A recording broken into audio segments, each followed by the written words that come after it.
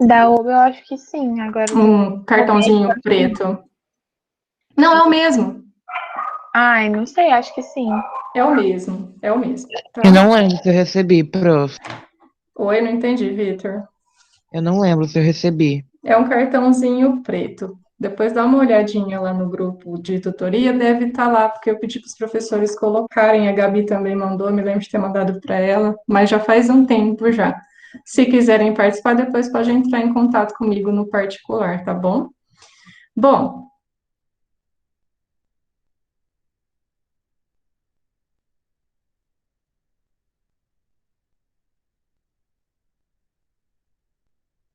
Alô?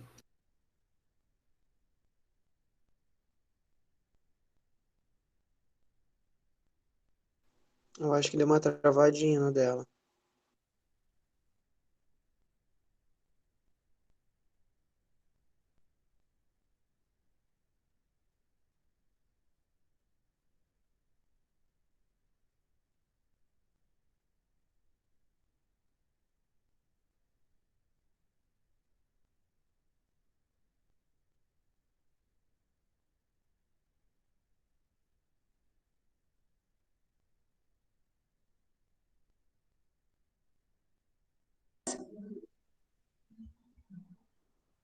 pessoal, tá todo mundo me escutando? Oi, Agora sim. voltou, agora voltou. Ai, é Badi, gente. Badi é uma maravilha para a internet. Travadinho. Nossa, me perdoa, vamos lá, vamos voltar ao que eu estava falando. Estava falando das minhas estagiárias do programa Residência Pedagógica. O ano passado, Natália, Larissa, me ajudem a lembrar, vocês estavam com o primeiro C, né?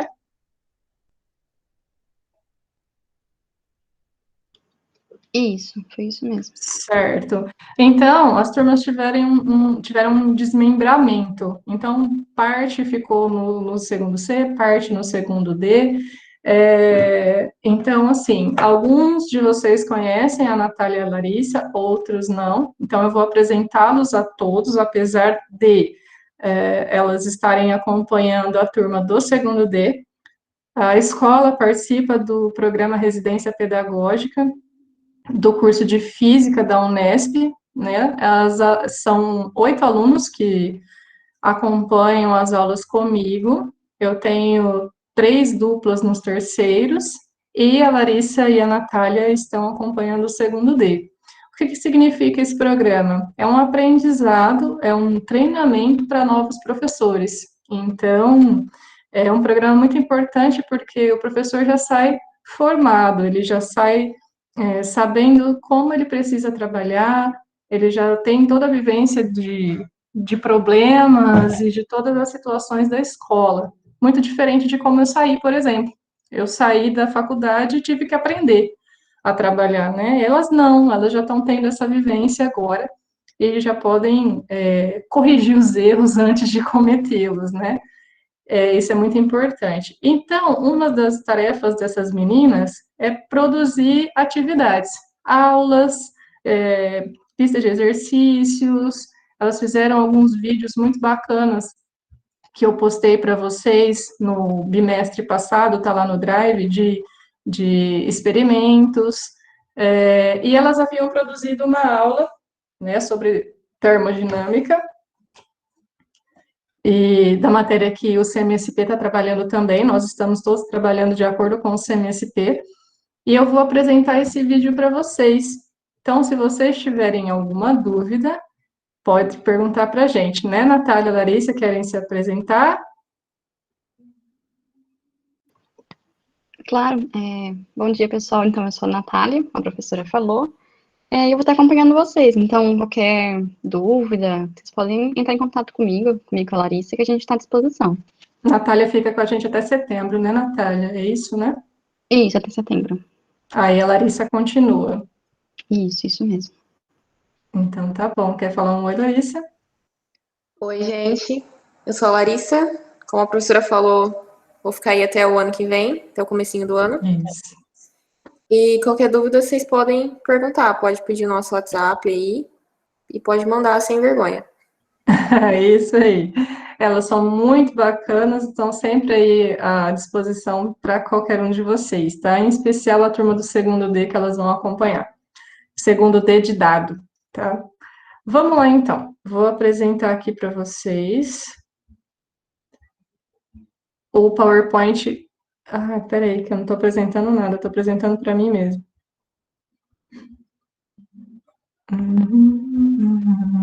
Eu acho que eu vou precisar fazer o seguinte. Não está aparecendo aqui por quê, bonitinho? Peraí. Problemas técnicos. Para variar. Agora apareceu. Tive que fechar o arquivo e abrir novamente. Agora vocês estão vendo, né? Bom, para apresentar o vídeo das meninas, eu acho que eu vou precisar... Vamos ver se ele vai abrir a guia aqui. Se vocês estiverem ouvindo, não estiverem ouvindo, me avisa, tá? Pelo áudio, porque agora eu não estou vendo o chat. Então, esse daqui é um vídeo sobre o equivalente mecânico do calor, matéria do CMSP, se eu não me engano, de 2 semanas atrás, ou 2 semanas atrás, e até foi revisado, mas o vídeo delas ficou muito melhor que a aula do CMSP, eu garanto para vocês, tá? Vamos assistir juntos. Se vocês não estiverem me ouvindo, vocês me avisem, tá?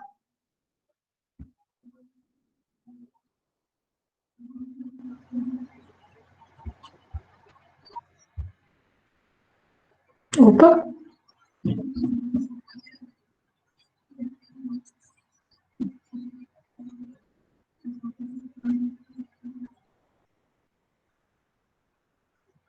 Professora, tá meio baixinho. Tá baixinho? Isso. Deixa eu fazer o seguinte, eu vou fechar o meu áudio. Se eu fechando o meu áudio, vocês continuarem ouvindo baixinho, ou não ouvindo, me avisem, tá? Que eu tô escutando vocês. Ok, ok.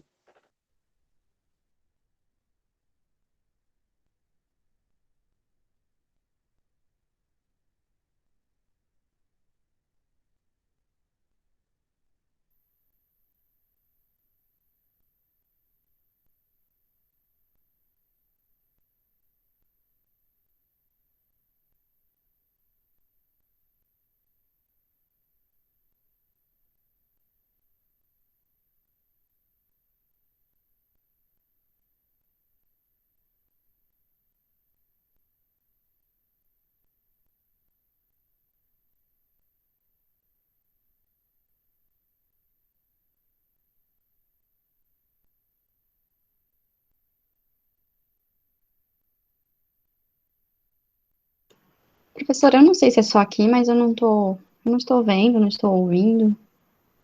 Eu também não tô vendo, professor, e nem ouvindo. Peraí, que vamos fazer diferente então. Peraí. É que aqui, quando a gente clica para abrir, ele vai para uma... Deixa eu interromper aqui, parar essa apresentação. Ele vai para uma página do Explorer. Eu vou abrir uma página do Chrome, e aí eu apresento uma guia mais fácil, que aí todo mundo ouve. Vamos ver agora.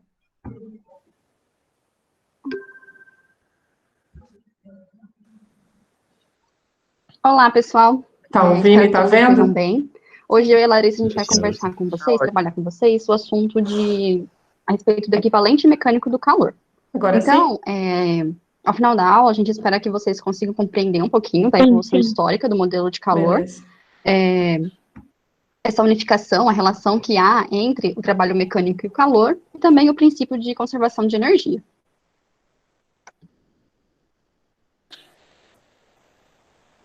Bom, o que a gente vê, o que nós podemos ver aqui de semelhante entre essas imagens? A gente percebe que quando há o atrito, esse atrito ele gera uma energia térmica, né, que é o calor. Então, quando a gente esfrega, flexiona uma mão contra a outra em dias frios, a gente percebe um aumento da temperatura em nossas mãos. O mesmo acontece com o fósforo na caixinha aqui, né, na caixinha do fósforo, e nessa madeira, nas eras mais primitivas, os povos faziam, então, né, o fogo, por causa do atrito. E por que isso acontece? Porque, vocês lembram lá no primeiro ano que tinha a conservação de energia? Então, o que acontece? Vocês lembram que lá fala que quando a gente tem forças não conservativas, a gente não tem uma conservação de energia. Então, o que está acontecendo é exatamente isso. Quando a gente tem a ação da força de atrito, que é uma força não conservativa, a energia não se conserva e, portanto, ela gera outras energias, que no caso é a energia térmica, que é o calor. Em alguns casos pode gerar o sol, né, e outros tipos de energia, e por isso que ela não se conserva, tá certo? Bom, agora a gente vai falar um pouquinho, então, da história do calor, né? Quando a gente analisa o conceito de equilíbrio térmico hoje, a gente observa que quando dois objetos de temperaturas diferentes são colocados em contato, após um certo tempo, eles atingem a mesma temperatura, né? Que a gente fala que eles estão ali num equilíbrio térmico. Mas não foi sempre assim, né? Até o início do século XIX, os cientistas explicavam esse fato, supondo que todos os objetos continham em seu interior uma substância fluida, invisível, de peso desprezível e chamada calórico. Então, quanto maior a temperatura de um corpo, maior a quantidade de calórico.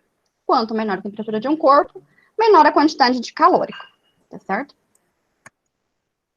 E, de acordo com esse modelo, então, quando dois objetos de temperaturas diferentes, claro, né, eram colocados em contato, então haveria a passagem de calórico, né, havia essa transmissão de um corpo para o outro. Até que esse calórico, essa transmissão fosse interrompida quando os corpos atingiam a mesma temperatura. Só que alguns físicos, eles ficaram insatisfeitos com essa teoria do calórico, né? Então, a ideia do calor como energia, ela foi introduzida em 1798 com um engenheiro militar, enquanto ele trabalhava na perfuração de canos de canhão, né? Então, o que esse engenheiro militar percebeu? Que conforme o processo de perfuração, as peças, elas aqueciam, e isso devido ao trabalho que era realizado contra o atrito durante esse processo. E aí,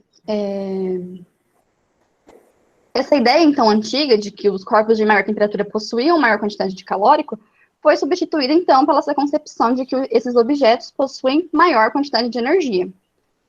A divulgação dessa hipótese provocou muitas discussões entre os cientistas do século XIX, e muitos deles realizaram experiências que viriam a confirmar essas suposições do engenheiro, né? E entre elas está a experiência de James Joule, que a Larissa vai falar um pouquinho para vocês como que foi. Então, vamos relembrar um pouquinho do que foi a experiência de Joule. Ele não fez sozinho essa experiência, ele fez junto com um médico que chamava Robert Meyer. E junto eles perceberam que conforme você realizava trabalho mecânico, você gerava um calor. Você transformava essa energia em calor. Então, o que foi a experiência de Joule? Ele tinha uma caixa aqui, onde vocês podem ver que tem água e algumas pás. Ele pegou em algumas roldanas um bloquinho de uma massa considerável aí. Vamos pensar que ele seja bem pesadinho, de uns 50, 60 quilos. Conforme esse bloco cai, as roldanas giram, que giram essa pá aqui dentro, fazendo com que a água comece a esquentar. Então, qual que foi a conclusão que Joule chegou? Que a energia potencial gravitacional do bloquinho é igual o calor que era gerado aqui dentro dessa caixona. Então, como que a gente pode fazer? Energia potencial gravitacional, a gente vai lembrar lá dos conceitos mais antigos, que é a massa do bloquinho, vezes a aceleração da gravidade, porque é a única força que está sendo exercida sobre ele, vezes H. H é essa distância que o bloquinho percorre até bater o solo, alguma distância estipulada pelo cientista, que vai ser igual ao calor. O calor a gente lembra que é a massa da água, vezes o calor específico, vezes a variação de temperatura. Aqui é importante destacar que em alguns lugares vocês vão ver esse ΔT como delta teta, como se fosse um teta de ângulo mesmo, mas não é.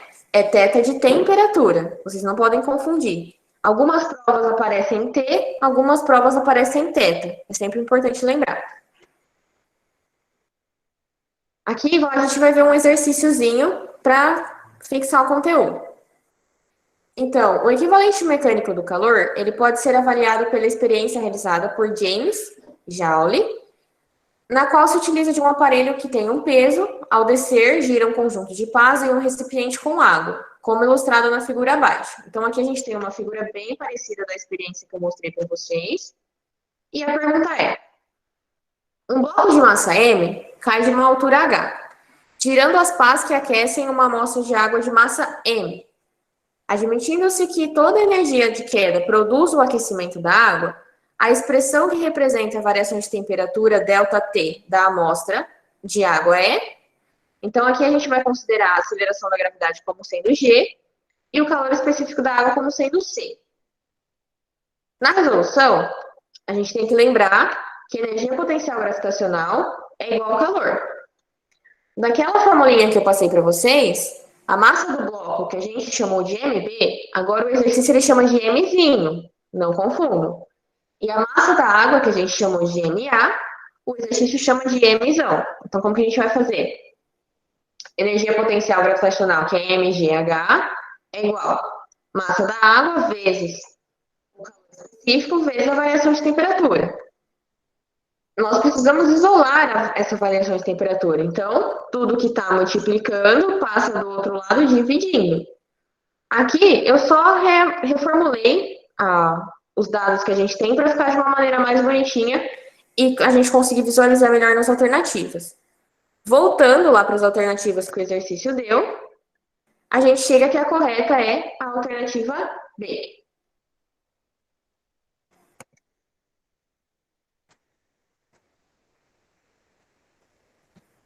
Bom, agora um segundo exercício para vocês fixarem a ideia, então, é similar a esse que a Larissa apresentou. Então, vamos lá, é da VUNESP 2015.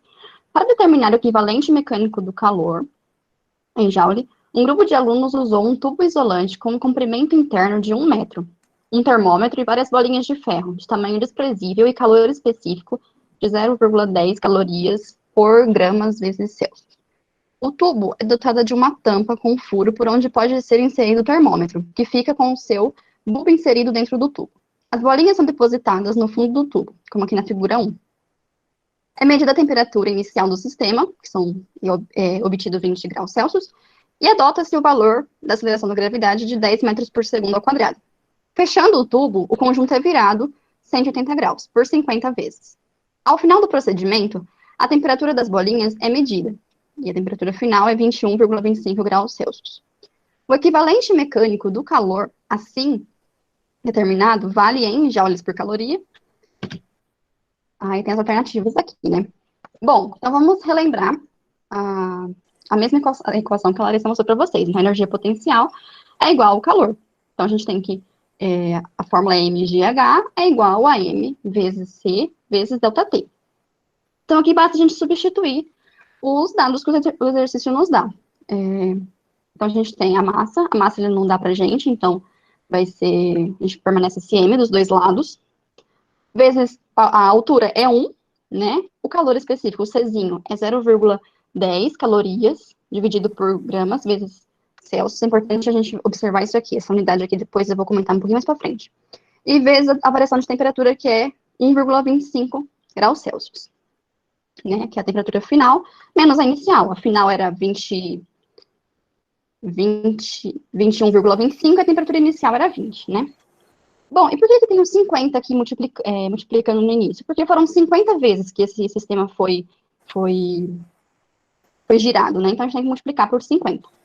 Então, essa primeira lado da equação, a gente tem 50 vezes 10 vezes 1, a gente obtém 500, né? Em Joule, essa unidade está em Joule. E, do outro lado, a gente tem a massa vezes 0,10 vezes 1,25. Nessa multiplicação, a gente fica com... do lado direito, né, fica a massa vezes 0,125, né, o 0,10 vezes 1,25 dá 125. E agora, a gente vai multiplicar por 1.000. Por que a gente multiplica por 1.000? Porque se é uma igualdade, as massas têm que ser iguais. Então, vamos supor um exemplo, que a massa vale 25 quilos. Não, gente, a massa das bolinhas é 25 quilos, né? Vamos supor 1 quilo. Bem, assim. Aí, 1 quilo é o quê? É 1.000 gramas, tá certo? Então, um lado vai ser 1 em quilos, porque já é dado em quilos, e no outro lado vai ter que ser 1.000, entendeu? Então, ficaria 1 vezes 1.000, sempre vezes 1.000, certo? Então, é por isso que a gente multiplicou por 1.000 e a gente obtém 125. Então, a gente cancelou as massas ali dos dois lados, né? A gente, esses M sumiram, então ficou 500 joules dividido por, igual a 125, desculpa. E para a gente obter, então, o equivalente mecânico do calor, a gente encontrar, então, quanto que vale uma caloria. Então, para isso, basta a gente passar dividindo esses 125, né, aqui, passar o 125 dividindo. Então, fica 500 joules dividido por 125 calorias. E essa divisão nos dá 4 joules por caloria. Tá certo, pessoal? Bom, então, é isso que a gente tinha que apresentar para vocês. Qualquer dúvida, a gente está à disposição. Só perguntar para a gente que a gente esclarece todas as dúvidas.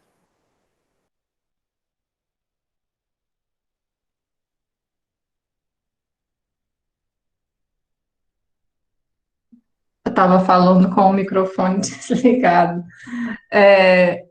Muito bom, né, a apresentação das meninas. Alguém tem alguma dúvida a respeito? Foram apresentados alguns exercícios de vestibular, eu pedi para elas fazerem isso. Não são exercícios tão simples assim, mas são exercícios objetivos. Alguém tem alguma dúvida? O pessoal do segundo C que entrou aí meio atrasado, peço perdão, a gente tentou de tudo para chegar o link para vocês no horário, a professora estava ocupada dando aula também, mas esse vídeo das meninas e o meu conteúdo também vai estar lá no Drive para vocês. Alguma dúvida relacionada a isso? Não? Não? Tá. Então, a gente tem aí alguns... Diga. Esse negócio sobre calor específico vai aprofundar mais, né? Então, a gente está indo de acordo com o que o CMSP está falando, viu, Noemi? Mas eu falei um pouquinho sobre calor específico quando a gente estava lá no presencial. Você lembra disso? Ou não chegou Não. não chegou a dar tempo para vocês? Eu lembro que eu cheguei a falar em uma turma, acho que foi no segundo B que eu falei sobre calor específico. Mas a questão do calor específico é muito simples para você entender. Todos os elementos têm um valor de calor específico. Por exemplo, quando você vai comer uma batata e algum outro alimento, o arroz, por exemplo, ou sei lá, o feijão, você percebe que a batata está gerando, demora mais tempo para esfriar, né? Ela parece que está sempre mais quente que as outras coisas. É porque ela tem um calor específico diferente do outro alimento, que é que é menor, por exemplo. Então, o quanto de calor se consegue elevar a temperatura desses elementos, desses objetos, dessas coisas. Então, cada coisa tem o seu calor específico, inclusive tabelado. Então, a gente usa o valor de calor específico nas contas de quantidade de calor. Eu não lembro se eu cheguei a falar na sua turma da formulazinha do Q, né, do Q macete. Eu cheguei a falar disso na turma de vocês. Quantidade de calor é igual a massa vezes calor específico vezes variação da temperatura. Eu falei isso para vocês? Eu acho que não. Eu acho Não, que não. não, na turma de vocês, não. Mas eu me lembro de ter falado isso na turma de algumas outras turmas. É que a gente teve problemas nas aulas de vocês por questões de, enfim, feriado, fizeram horário errado, lembra? Mas não tem problema. Eu vou apresentar aqui rapidinho, só um pouquinho, só uma revisãozinha anterior a isso, do princípio mesmo de calor e temperatura, e vou incluir isso, Noemi, porque a gente vai ter aula sexta-feira de novo. E eu vou incluir isso na aula, tá? Sexta-feira. Muito obrigada por ter feito essa observação. tá bom? Como a gente tem que ficar repetindo 3 semanas a mesma coisa, né? Então, pode ter ficado perdido aí o negócio. Deixa eu apresentar aqui para vocês a minha janelinha. É rapidinho, tá? Prometo que eu não vou segurar vocês o tempo todo, não. Então, aqui está o vídeo das meninas. Nós vamos estudar termodinâmica. E o que é a termodinâmica? Ela é uma parte da física que estuda as relações entre o calor trocado e o trabalho realizado durante os processos. Aí a gente tem uma imagem aqui é uma fornalha, né, que aumenta o calor aqui, faz com que como que eu posso chamar isso aqui? Esse mecanismo aqui, né, faz com que suba aqui e puxa água. É como uma máquina a vapor, né? Aqui, ó, uma máquina a vapor, uma coisa antiga. Então, a termodinâmica vai estudar exatamente isso, né? Todas essas transferências de energia. Então, tudo que envolve calor, energia e trabalho, a gente vai estudar.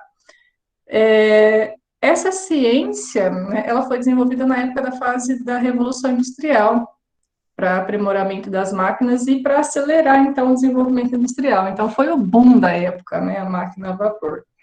Esse daí é o desenho da primeira máquina térmica que existiu na face da Terra.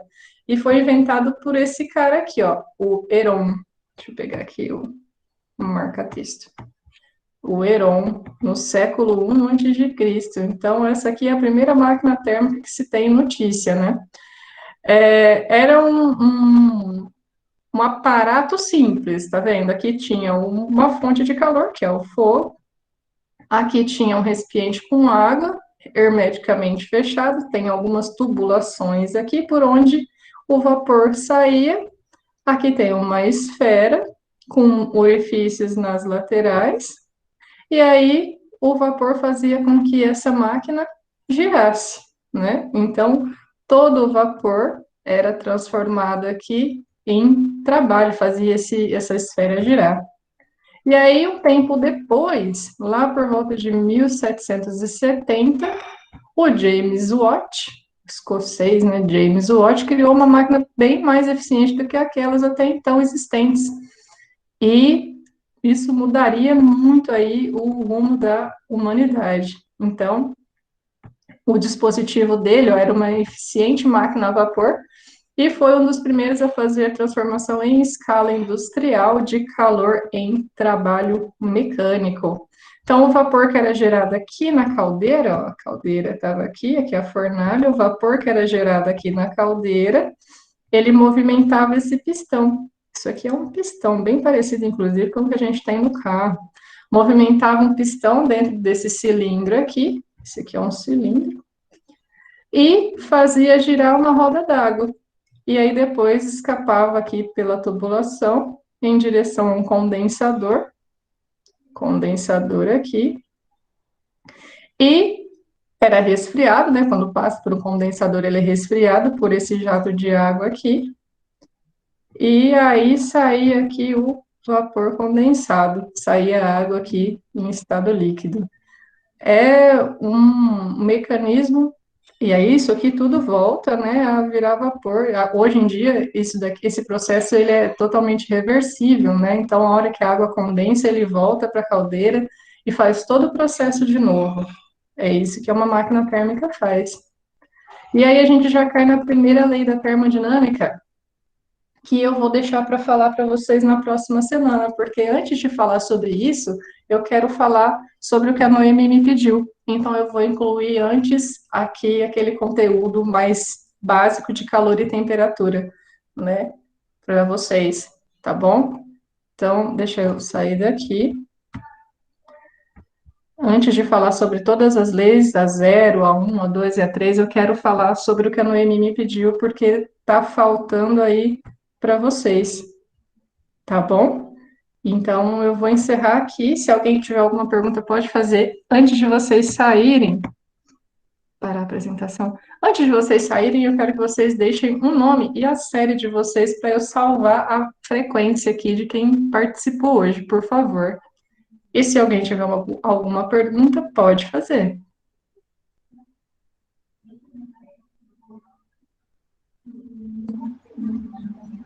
Sem perguntas? Então, como prometido, eu vou incluir todo esse conteúdo que a Noemi me pediu na próxima semana, para que o segundo D também tenha essa oportunidade de ver esse conteúdo aí que não viu ainda, tá? De quantidade de calor. E aí, na sexta-feira, a gente conversa de novo.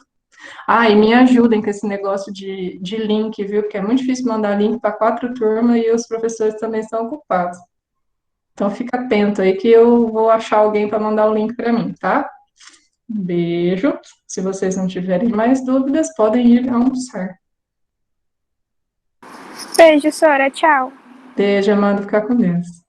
Tchau, professora. Tchau, Gabi. Obrigado, querido. Tchau, professora. Tchau, Júlio. Alô? Tchau, querido. Tchau, prof. Tchau, tchau, Vitor.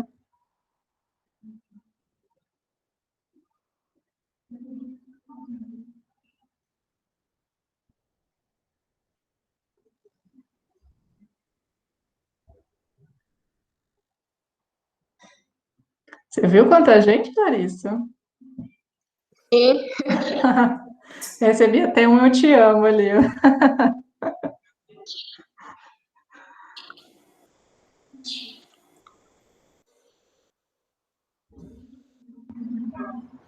Bom, muito bom. Eu vou encerrar a gravação.